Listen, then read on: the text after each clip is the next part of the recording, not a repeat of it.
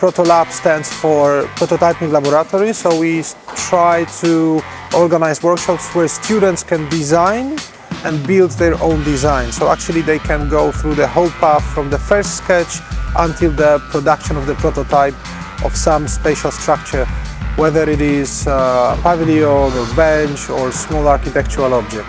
We have students here from Poland and also from all over Europe. We have students from Spain, from Portugal, from Turkey, from Germany, from Austria.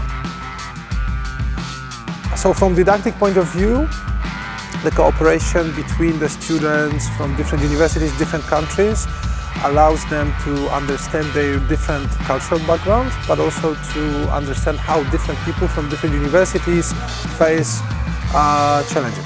I think that for students it's something absolutely fundamental, because what they do at school is learn the theory, they design, but they very rarely get a chance to build something one-to-one.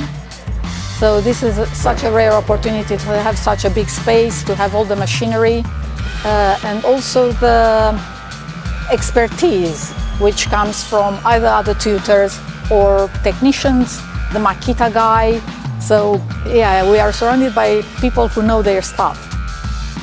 I learned how can I cut the materials, or how can I use the materials in the construction, and how can I use the machines like that,